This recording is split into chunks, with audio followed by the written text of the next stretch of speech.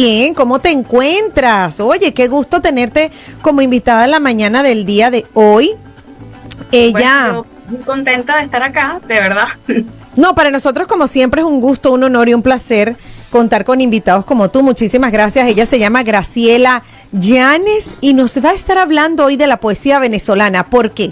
Escritora, editora, promotora cultural, oye caramba, autora de La Caída Natural, Una vida incontaminada y bueno, amigos, aquí puedo pasar un buen rato dándole la introducción, maravilloso, impecable. Muchísimas gracias. Un currículum vitae Oye, impresionante. Caramba, de verdad que sí, increíble. Muchas gracias, Graciela. ¿Cómo te encuentras la mañana del día de hoy? Hola, bueno, la verdad muy emocionada de estar acá. Me emocionan tus palabras, esa bienvenida, muy agradecida tanto con Luis como con Andrea. Y tengo entendido que también hay una Mayerlin que bueno, que no estoy viendo. Esa es la que dicen por ahí. Ni oyendo. La que te está hablando. Aquí estamos, Graciela, bienvenida. Qué gusto tenerte en Conexión Mi País, Venezuela. Esa es Andrea y Johnny, que estoy Hola. por aquí del otro lado. Johnny. Muchas gracias por estar con nosotras esta mañana, Graciela. Amigos, hoy ella nos va a hablar sobre la poesía venezolana. Además que esto para mí, les confieso, es un don maravilloso de una persona. A mí me ponen a componer una poesía, ay Dios mío, ni recitarla. De verdad, no tengo eso. Así que para mí las personas que hacen este tipo de cosas, oye, las admiro muchísimo. Sí, mis respetos. Absolutamente. La sensibilidad de un poeta es impresionante. Por cierto, ya encargué Una vida incontaminada. ¡Wow! Ya te comenté. ¡Ay, qué chévere! Mira, esta intro que ustedes me están haciendo, yo creo que no se nota en pantalla, menos mal, porque estoy un poco sonrojada y yo soy muy blanca, ¿no? Pero me sonrojo por lo que acaba de decir Luis, que ya encargó el libro, y por todo lo que dijeron para presentarme, porque mencionaron además mis dos libros más recientes, que son como hermanitos que vienen saliendo. El que Luis acaba de mencionar no es realmente poesía, se supone que es un cuento. Digo se supone porque por ahí me entrevistó Hugo Prieto para Pro Da Vinci y me preguntó si eso no era prosa poética. Y yo soy conocida más que todo por lo de la poesía. Pero tengo que decir esto, que a mí me conmueve mucho esta entrevista en particular, porque yo he estado en Atlanta solo en el aeropuerto, haciendo escala para otros vuelos, y eso fue hace muchos años, y por casualidad de la vida tengo un personaje en ese cuento que vive en Georgia, Atlanta, y me une a ese personaje una casa que se llama Atlanta, que está aquí en Caracas. Cuando yo subo para agarrar la Cota 1000 desde la Florida, yo siempre paso por esa casa. Y era una casa que amábamos, este personaje y yo, desde la infancia. Y después descubrí que se llamaba Atlanta. Entonces, ¡Mira qué chévere! Una casualidad impresionante. Yo creo que se están uniendo por allí las estrellas, el universo, y justamente por eso estás aquí con nosotros, que los tres casualmente, tanto Mayerlin como Luis y como yo, pues vivimos acá en la ciudad de Atlanta desde hace ya varios años. Y bueno, mira qué casualidad eso que tú nos mencionas, ¿no? Pero yo creo que nada en esta vida es casual, mi estimada Graciela. Yo creo Pero bueno, háblanos. En la poesía se da mucho eso, ¿no? Exacto.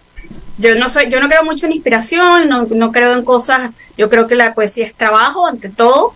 Eso es una discusión polémica, pero yo sí creo que los astros pueden alinearse a veces, y que Total. eso sucede un poco en el poema también. Oye, Graciela, me gustaría ante todo, pues para que todos te podamos conocer bastante, ¿cómo te inspiras tú en la poesía? ¿Por qué te gusta la poesía? ¿Cómo empezaste tú, pues como poeta, ¿no? ¿Qué te inspiró? ¿Fue algo con lo que naciste o fue algo que fuiste formando a lo largo de los años? Mira, yo diría que una mezcla. Yo tengo un tatarabuelo, Jacinto Gutiérrez Coll, que fue poeta. Mi papá, que era cubano, escribía poesía. O sea, hay una vena poética y artística en mi familia, eso es indiscutible. Yo crecí leyendo, curiosamente no leyendo poesía, sino cuentos infantiles. Crecí con Ecaré, tengo que decirlo, yo amo Ecaré, amo el Banco del Libro, lo diré toda mi vida. Y yo lo primero que escribía de niña eran cuentos. Esa era mi experiencia infantil.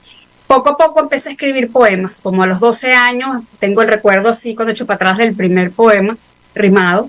Y después, bueno, empecé a estudiar letras, empecé a leer, o sea, yo estaba segura de que lo mío era la literatura.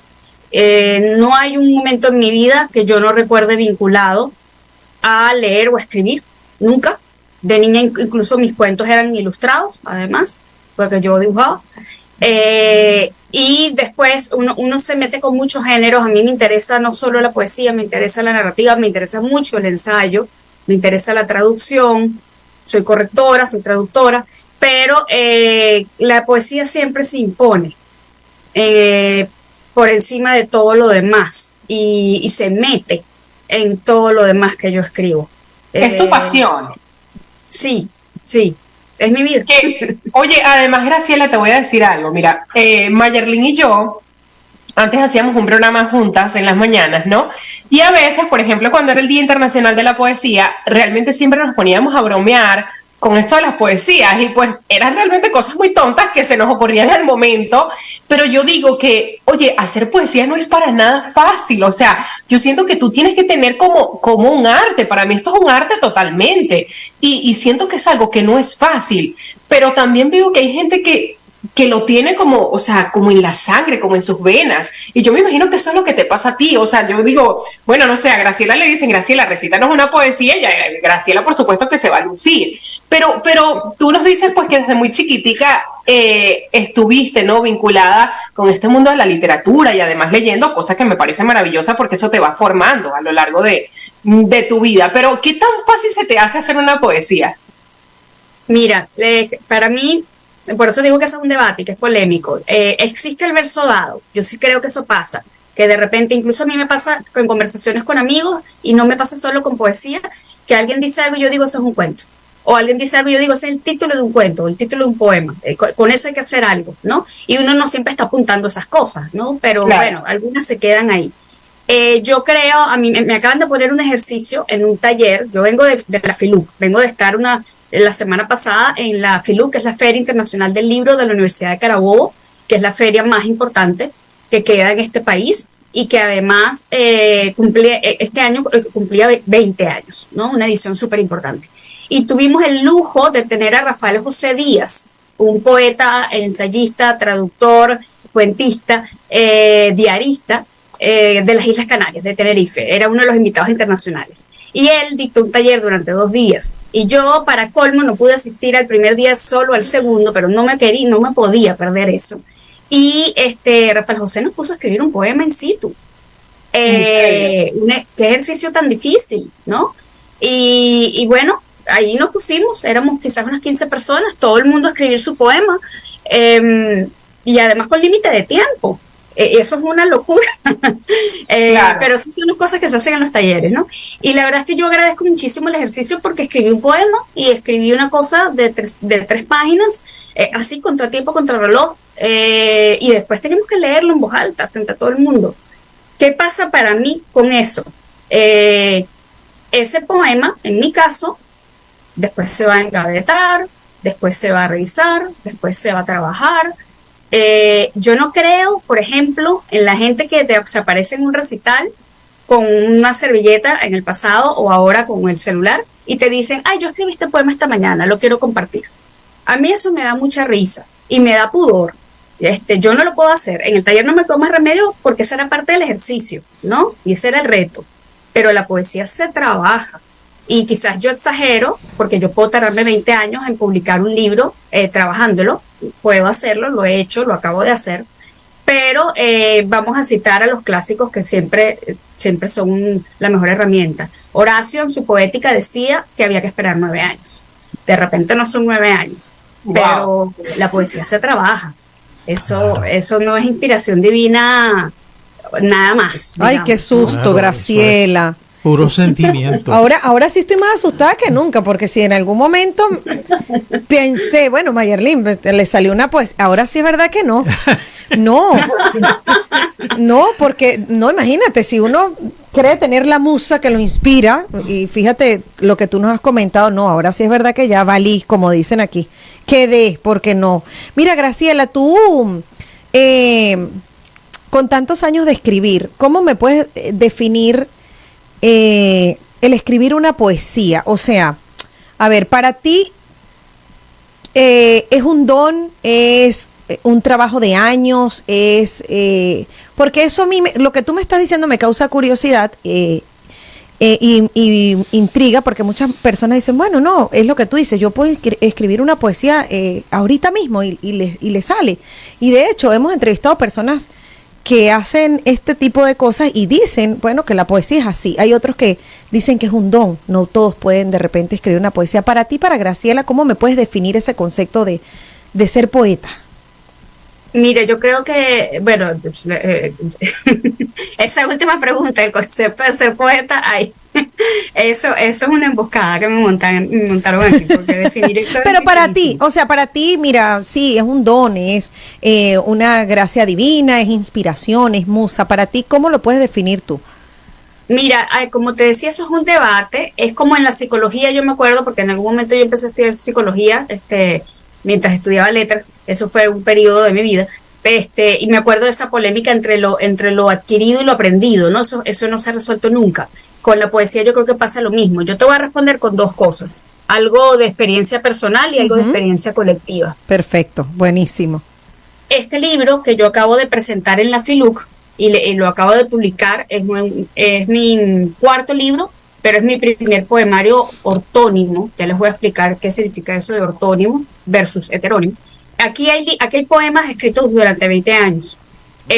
Hay algunos que reposaron, se trabajaron, ya habían salido publicados por aquí y por allá, pero aquí está la versión final, definitiva, entre comillas porque cuando uno después, si alguna vez uno saca una segunda edición o mete esto en una compilación o lo que sea, uno vuelve a revisar. Octavio Paz, por ejemplo, volvía locos a los editores con eso, porque después siempre estaba revisando, ¿no? Y la segunda versión o la segunda edición del poema siempre era distinta a la primera, y bueno, ¿no? Uh-huh. Aquí también hay poemas que yo escribí ya pensando en este libro, porque cuando ya el libro estaba en mi cabeza y se iba armando, entonces hay algunos poemas más recientes, ¿no? Trabajados recientemente ya para este libro. Entonces allí, como te digo, esto está editado, por cierto, por Decir Ediciones, que es una editorial venezolana, una colección de poesía venezolana, de la que vamos a hablar, que bueno, que para mí es un honor simplemente formar parte de esta colección, ¿no? Y luego la otra respuesta que te iba a dar, que como te digo no es de lo personal sino de lo colectivo, uh-huh, es para hablarte del jamming poético. Yo no sé si ustedes han escuchado hablar del jamming. Ese es un movimiento, por decirlo de alguna manera, que se fundó en Caracas hace ya unos 12, 13 años. Nació en el Ateneo de Caracas, lo fundó Keila Valdelaville junto a Kira Kariakin, Georgina Ramírez, y hoy en día lo organizamos ellas mismas, ellas tres que acabo de nombrar, y también Eleonora Requena y yo, a escala, a nivel está mal dicho, a escala internacional, ¿no? Obligados por la pandemia, porque no podíamos celebrarlo en persona y se cumplían 10 años del jamming y dijimos vamos a empezar a hacer esto por Zoom, y se empezó a celebrar otra vez, una vez al mes, el último domingo de cada mes por lo general, por Zoom. ¿Qué pasa con el jamming? La gente nos pregunta cuando van a participar por primera vez, ¿qué significa eso? Y nosotros explicamos que la idea viene un poco del jazz y de la cuestión de la improvisación. Y la gente cree, y a esto es a lo que voy, que te me estás preguntando, la gente cree que los estamos invitando a improvisar un poema, ¿no? Como el contrapunteo poético, uh-huh, como en Los Llaneros. No. Entonces hay que explicarle a la gente, a los poetas que van a leer, que la improvisación en el jamming está en el hecho de que no está planificada la lectura. A los poetas les pedimos que traigan la mayor cantidad de textos posibles para que puedan ir decidiendo qué van a leer dependiendo de lo que leyó el otro, porque se da una suerte de diálogo entre los poetas. Pero siempre hacemos la aclaratoria de que no estamos pidiendo que improvisen el poema en el momento. No es que tú te vas a parar allí y te pegó la inspiración, ¿no? Porque eres poeta y eres un iluminado, como diría Rimbaud. No, no, no. La improvisación radica en el contrapunteo que se da en la lectura entre todo el grupo de poetas, ¿no? En un principio eran poetas venezolanos nada más, ahora hemos tenido ya varios poetas de todas partes del mundo, y el Jamming se sigue celebrando por Zoom, pero también de manera presencial, híbrida, ¿no? Hemos hecho un par de jammings en la FILUC, precisamente. El año pasado hicimos uno en la FLOP, en la Feria del Oeste de Caracas, que es la que se celebra en la Universidad Católica Andrés Bello. Este año también vamos a tener uno. Y además, Keila Valdelavin lo está celebrando en Nueva York. Georgina Ramírez lo está celebrando en Santiago de Chile, en el espacio La Parada Poética. Y Eleonora Requena pronto lo va a celebrar también en Buenos Aires, que es donde vive. Entonces, Kire Cariaquín y yo del equipo somos las que estamos aquí. Sí. Entonces, la poesía, para responderte a tu pregunta también de qué es la poesía también es eso, es unir puentes, es unir voces, es lograr que poetas que están, tanto venezolanos como regados por el mundo, como los que estamos acá, nos conectemos con los que están afuera y con poetas de otras partes, de otros países. La poesía es eso, es magia en ese sentido, y esas palabras uno las usa con pinzas, no vaya a ser que lo tilden a uno de cursi, pero sí hay magia, sí hay inspiración, y hay confluencia, sí. Así como la metáfora es confluencia. Sí. Graciela, tomando en cuenta, bueno, me imagino que la poesía, por razones obvias, ha tenido periodos, ¿no? Desde el romántico hasta lo actual. Ahora, ¿cuál es la característica fundamental de la poesía venezolana? ¿Qué nos dice? ¿Siguió con el romanticismo? Porque además hay una corriente en Latinoamérica, sobre todo en el Caribe, que es el bolero, que también es una poesía. Ahora, ¿qué caracteriza la poesía venezolana, tomando en cuenta los periodos por donde ha pasado? Esta pregunta me encanta y es casi tan difícil como la de qué es la poesía, ¿no? Insisto que esto pone en boca. Han debido pasarme un cuestionario antes para yo prepararme. Bueno, lo primero que te voy a decir con respecto a qué caracteriza la poesía venezolana actual, sí, claro que hay mucha influencia de lo contemporáneo. Cuando uno empieza a escribir, y aquí hablo de mi experiencia personal, pero también de lo que he visto en los demás. Yo pasé por 2 escuelas de letras y N cantidad de talleres de poesía. La gente empieza escribiendo poesía rimada, porque eso fue lo que no sé, lo que nos inculcaron. Eso es lo que uno cree, lo clásico, ¿no? Uno va por allí. Y cuando tú empiezas a relacionarte con los poetas contemporáneos y en las escuelas de letras actuales, tú empiezas a deslastrarte de la rima y más bien empiezas a pensar que es un error la rima, que es un pecado la rima, y empiezas a oírle con pavor. Y yo siempre me acuerdo de algo que decía Borges, que era más difícil escribir en prosa que con rima. Y yo entiendo lo que quiere decir Borges, porque a mí me pasaba que yo tenía, y me sigue pasando, como una cancioncita en la cabeza, y yo me pongo a escribir un poema y me sale, esa cancioncita sale, ¿no? Entonces, ¿qué pasa? Hoy en día la poesía contemporánea está muy peleada con la rima, ¿no? La venezolana en particular, si me preguntas cuáles son las características, esa es una. Otra es de lo que ya les vengo hablando, que es la manera en que estamos regados por el mundo, lo cual ha provocado una herida fundamental, no solo en la poesía, ni en la literatura venezolana, en las artes venezolanas, sino en la vida de los venezolanos, en todas nuestras facetas, culturales y emocionales y vivenciales, de todo tipo, ¿no? Pero también eso, y de eso hablábamos en un foro en FILUC ahorita también, que se llamaba Libros que Unen, justamente. Eso también nos ha traído algo, que es que nos ha permitido empaparnos de todo lo que está afuera, que por supuesto que uno estaba conectado con eso a través de los medios, a través de la importación de libros. Aquí ya sabemos que los libros no llegan, pero hacemos maromas para que lleguen y para que los nuestros lleguen afuera, y de eso también vamos a hablar. Pero el hecho de que haya muchos venezolanos viviendo afuera significa que la poesía venezolana contemporánea se está empapando de ese contacto con lo extranjero. Y yo creo que a nosotros también nos pasa eso, porque esos libros eventualmente y esos poetas eventualmente vienen. Ahorita viene a Caracas Eleonora Requena y va a tener pronto una lectura en la Poeteca, por ejemplo, ¿no? Y la gente va trayendo esas influencias. Así como los poetas venezolanos que están afuera nos van exportando todo lo que se está haciendo acá.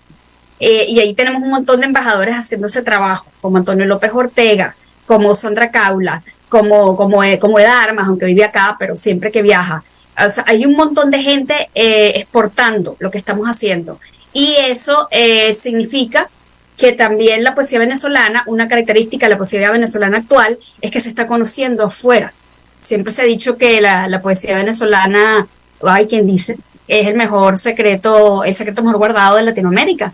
Y yo creo que quizás eso está dejando de ser así, porque nos estamos dando a conocer. Y en cuanto a lo clásico y al terror de la rima, yo te voy a responder con un personaje que yo idolatro. No sé si ustedes conocen al maravilloso Eugenio Montejo, poeta venezolano fundamental, cuya obra completa, y esta es una manera de exportar nuestra poesía, está siendo editada por la editorial Pretextos en este momento. Estos son sus ensayos, el segundo tomo. El que ya les mostré es el primer volumen de la poesía ortónima completa, y el tercero, que sale este año, que está en imprenta en este momento, es el tomo de sus heterónimos. La heteronimia es un fenómeno que yo descubrí cuando yo estaba estudiando letras en la UCB y al mismo tiempo psicología en la Católica, y era muy divertido porque mis compañeros de psicología se quedan locos con esto. Y yo les decía, ustedes saben que hay poetas que tienen una voz alterna, con un nombre diferente al suyo, con una biografía diferente a la suya, que también escribe poesía y escribe otras cosas distintas a la voz ortónima. Y traigo a colación a Eugenio Montejo porque él es uno de los máximos exponentes de este fenómeno en Venezuela. Eugenio Montejo casi no escribe poesía rimada, aunque su poesía ortónima tiene una sonoridad muy, muy marcada y está atravesada por su lectura de los clásicos. Para mí eso es evidente. Pero es que Eugenio Montejo tiene por lo menos 2 heterónimos, 3, mentira, que escriben poesía rimada. Uno es Eduardo Polo, que escribe rimas infantiles. Otro es Tomás Linden, que escribe sonetos. ¿Ok? Y el otro es Sergio Sandoval, que escribe coplas. Qué increíble. Entonces, lo que cuentas, impresionante. Eso existe, y eso es poesía contemporánea venezolana. Entonces, la diversidad existe, la literatura es juego y da entrada y cabida para todo lo que queramos hacer. Oye, hablando, Graciela, hablando justamente de esto de la diversidad, fíjate que yo estudié mucho lo que es lenguaje y literatura, yo soy periodista, también justamente de la Católica, y fíjate que la poesía, digamos que siempre han existido 3 grandes subgéneros, ¿verdad? Si se puede llamar así, que es la poesía lírica, la épica y la dramática. Sin embargo, pues también existen muchas otras, como la coral, la bucólica, pero a mí me llama la atención que últimamente una que ha ganado mucho auge, y que honestamente yo cuando estudiaba pues realmente no era tan popular, es la poesía erótica. Fíjate que últimamente yo veo tanto en las redes sociales esto de la poesía erótica, que para mí honestamente es algo nuevo, porque como te digo, yo cuando estudié periodismo, yo me gradué en el año 2012, y no, esto no tenía tanto auge, ¿sabes? Y yo digo, bueno, ¿cómo está este movimiento de poesía erótica actualmente en Venezuela? O sea, ¿realmente resuena mucho en Venezuela o es como más de otros países de América Latina? Mira, yo te diría que la poesía erótica siempre ha existido. Cuando uno lee a los griegos o a los latinos, o sea, tú lees a Safo, lees a Catulo y te das cuenta de que la poesía erótica ha estado siempre, ¿no? Por supuesto, el tema de las redes, que yo siempre digo que hay que tomarlo con pinzas, ha exaltado esto porque también está el poeta que se expone a sí mismo constantemente, y no solo por medio de los poemas eróticos o el poema que escribió esta mañana en la servilleta con el celular, sino también la selfie, ¿no? Y no estamos hablando de la selfie de Vasco Cinetar, que a Luis le interesa, que eso es otra cosa, ojo. Estamos hablando de, yo escribo un poema erótico y me tomo una foto así, y medio muestro algo allí, y pongo el poema, y eso vende, señores, ¿no? A mí eso me parece de terror, ¿no? Eso justamente eso es lo que te hablo ahora en las redes sociales, o sea, que esto es como el tipo de poesía erótica al que uno no está acostumbrado, es como algo completamente transformado, que ojo, no lo critico porque cada quien con lo suyo, ¿no? Pero es algo que está muy transformado actualmente, Graciela, o por lo menos en las redes, desde el punto de vista de las redes. Yo lo critico desde el punto de vista literario, ya lo personal y lo moral ya es cuestión de cada quien. Exacto. Pero yo sí lo critico desde el punto de vista literario, porque para mí la poesía es seria. La poesía es una cosa seria. La literatura puede ser juego, como acabo de decir, y es lo más divertido del planeta, pero también es un trabajo serio, ¿no? Entonces, por ejemplo, a mí me pasa con este libro que les acabo de mostrar, que aquí yo publico un poema que me divierte mucho, porque tiene un epígrafe de una amiga que se llama Gabriela Rosas, que aquí conocemos como la reina de los poemas eróticos, y además ella tiene una cosa muy particular, que es que lo hace muy bien. O sea, ella sí sabe escribir poesía erótica, y eso no es nada fácil, ¿no? Y además la sabe leer, porque se sabe los poemas y los dice de memoria. Es una cosa tremenda lo que hace Gaby, ¿no? Yo en algún momento, como lo mío no es la poesía erótica, yo en algún momento dije que yo me propuse que yo tenía que escribir un poema sobre el deseo, un poema sobre el erotismo. Y tomé un epígrafe de Gaby, porque una cosa que me encantaba, porque era exactamente lo que yo quería decir, y decidí escribir ese poema, me senté a escribir ese poema, y bueno, el poema se llama La Catástrofe, porque el deseo y el erotismo es un tema complicado, ¿no? No se dio. Creo que todos hemos pasado por ahí, todos sabemos que se puede generar catástrofes, ¿no? Sí, claro. Pero para volver a la pregunta, fíjate, aquí hay gente que escribe muy buena poesía erótica y es contemporánea. Ya dije el caso de Gaby, que es notorio, pero está María Antonieta Flores, Dios mío santo. María Antonieta Flores también es la reina de la poesía erótica, bien escrita. O sea, eso es un poema trabajado, lo que hace ella. Eso es como un cincel que ella trabaja eso. Eso no es que ella se sentó y hoy me siento erótica, salió esto y me tomó una foto. No. Esto es serio. Hay otra poeta, Flavia Pesci-Feltri, que trabaja el erotismo en 2 de sus poemarios publicados por Oscar Totman Editores, y que lo hace con una elegancia. Ana María Hurtado también tiene un poemario escrito a 4 manos que salió con Oscar Totman Editores también, en donde la poesía erótica con una elegancia. O sea, esto no es fácil. El mismo Montejo, para volver a Montejo, tiene un libro que se llama Papiros Amorosos, que eso es una joya, y ahí hay amor, ahí hay deseo, ahí hay erotismo, pero no hay vulgaridad, claro, ni cursilería. Claro. Que eso es lo importante. Eso es otra cosa. Hay un libro que yo leí que se llama, ¿cómo que se llama? Es de Lucía Fernández Sandoval, ella es una escritora española, Susurros de la Medianoche se llama. Ese libro yo lo leí hace muchísimos años, bueno, cuando estaba en mi época justamente de estudiante de periodismo. Y, o sea, yo te voy a decir algo, por eso es que me sorprende tanto cómo se ha transformado la poesía erótica, porque una cosa es el arte de saberlo hacer y otra cosa ya es la vulgaridad, que justamente, o sea, al punto al que voy, cómo se ha transformado lo que es la poesía erótica, que yo ni siquiera le llamaría esto poesía erótica, porque ya cuando raya como en lo vulgar, en lo burdo y esto, ¿sabes? O sea, es completamente diferente, ¿no? Pero también es un arte maravilloso, mi estimada Graciela, y hay mucha gente que bueno, tú justamente nos mencionabas algunos, ¿no? Pero, wow, o sea, que son, pero unos duros, son unos maestros escribiendo poesía erótica y definitivamente yo lo catalogo como un arte. Oye, se nos está yendo el tiempo, son las 12:03, pero me gustaría, Graciela, pues que si quieres agregar algo a la entrevista antes de despedirnos sería maravilloso. Pero- Oye, ya va porque queremos, ya va, discúlpame Graciela, porque antes, pero Luis y yo aquí queríamos saber, Graciela, con relación a ti, porque ya nos has contado, nos has hablado, pero tu poesía, yo quiero saber o queremos saber, ¿te sabes todos los poemas que escribes? ¿Te los sabes todos? No. Eso es una pregunta Yo de chiquita me sabía los poemas que escribía de memoria porque eran rimados. Y la rima definitivamente es una herramienta memotécnica, ¿no? Te aprendes. Se te queda, claro. Por eso es que cantaban la Ilíada, cantaban la Odisea, porque el verso, la rima te permitía aprendértela de memoria. Ajá. Pero no, hoy en día hay algunas cosas que uno de tanto trabajarlas se las aprende. Sí, pero Pero ¿nos lo puedes que sí quería recitar un agregar- verso de alguno de tus poemas?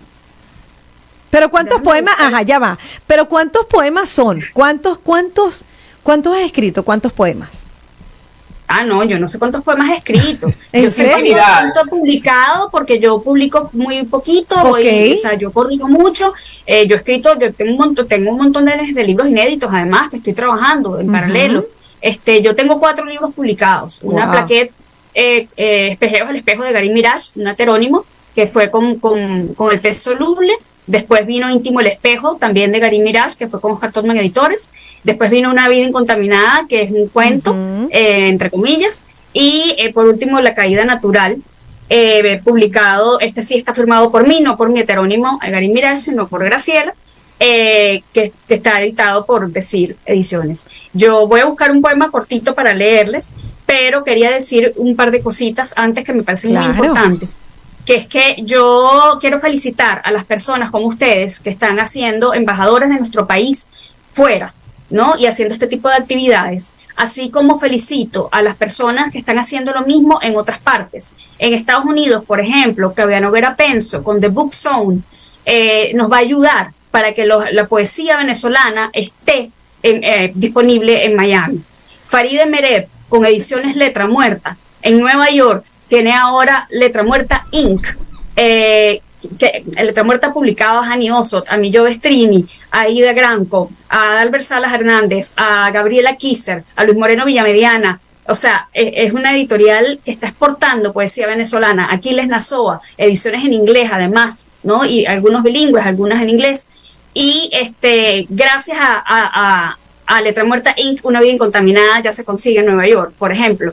Y está la Poeteca aquí en Caracas y la Poeteca en Miami. Están tantos esfuerzos de personas que nos están dando la mano, venezolanos afuera, que están exportando la poesía venezolana. Y eso es importantísimo, que se sepa que está sucediendo. La editorial Pretextos, que se ha dedicado a publicar venezolanos, no solo en poesía, no solo el caso de Montejo. Todo eso es importante. Puerto de Letras, que organiza Antonio López Ortega en las Islas Canarias. La revista PLAV, en la República Checa. Viene un número ahorita dedicado a poesía venezolana que preparé yo. Y eso va a salir en Praga, ¿ok? En checo. Wow. Todo eso está sucediendo en este momento. La labor de dar armas fuera de Venezuela, como exportadora de poesía venezolana. Es que todo eso hay que agradecerlo y hay que decirlo. Y bueno, No, Graciela, para nosotros es un placer, pero también me gustaría, por favor, que nos dijeras cómo encontramos tus libros, a través de dónde se pueden buscar. O sea, también háblanos un poquito de tus libros porque es importante también promoverlos. Bueno, fíjate, La caída natural en este momento acaba de salir, se conseguía en Filuc, aquí se va a vender acá en Venezuela, en Caracas, en la librería El Buscón, por supuesto, y en Cálatos, en donde se va a presentar, probablemente también en Sopa de Letras. Una vida incontaminada, como les digo, está en Nueva York, en Letra Muerta Inc., está acá en Venezuela, en la librería El Buscón, que fue donde se presentó, y está el ebook, se puede adquirir por medio de la página del Taller Blanco Ediciones. El Taller Blanco Ediciones es de 2 venezolanos que están viviendo en Cali, Néstor Mendoza y Geraldí González Olivares, y que tienen ya 80 títulos en 4 años que llevan, publicando no solo venezolanos, pero la mayoría son venezolanos, pero también autores colombianos y hispanoamericanos. Y esa es una página que la gente se puede meter y buscar los libros del Taller Blanco Ediciones. por internet. Oscar Totman Editores, mi libro Íntimo El Espejo y todos los demás se consiguen por Amazon. Un poco para dar respuesta a lo que me estás pidiendo. Claro, Ahí sí se meten en Amazon y buscan el título, buscan Oscar Tolman Editores y eso se pueden encargar. Y acá en Venezuela, en las librerías que están, creo que también está en alguna librería en Colombia, igual que la librería Oromo en Cali tiene los libros del Taller Blanco de Ediciones. Perfecto. Y déjenme buscar un poema breve. Bueno, yo creo que voy a leer esto, que es el primer poema del libro y que yo sé que es un poco, bueno, fue fuerte, pero esto se lo he publicado en el papel literario. Ese es otro esfuerzo, el de Nelson Rivera con el papel literario, exportando literatura venezolana a través de ese magnífico PDF. Este poema se lo he publicado originalmente allí, en ese momento no tenía título, y ahora que forma parte de este libro, se llama El Jardín 1, porque hay otro jardín en el libro. Les voy a leer esos dos jardines y con eso. Adelante. El Jardín 1. Y este poema se lo quiero regalar a Yolanda Pantin porque lo escribí en el jardín de su casa. No hay país, no hay familia, no hay nada. Solo esta hierba creciendo, este cielo abierto entre mis dedos. Caracas, 2016.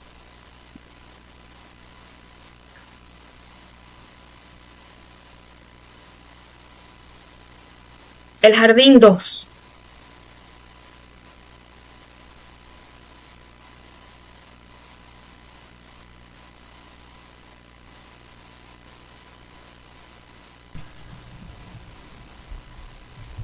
Graciela, ¿estás con nosotros? Yo creo que no, creo que perdió la señal, caramba. Wow, qué lástima. Se quedó congelada justamente allí. Amigos, qué lamentable, qué lástima que perdimos a Graciela. Oye, justo cuando nos iba a recitar la otra parte, el Jardín 2. ¿Qué te parece, Luis? Me está escribiendo, es una lástima. Sí. Se reinició la computadora. Se le reinició la computadora, qué lástima. Ay, pero no puede ser. Sí, caramba, pero bueno. Nos quedamos con ese buen sabor de boca de esa primera parte. Le enviamos un gran abrazo a Graciela. Oye, le agradecemos mucho por haber acompañado esta bonita mañana, mis amigos. Nosotros tenemos que despedirnos.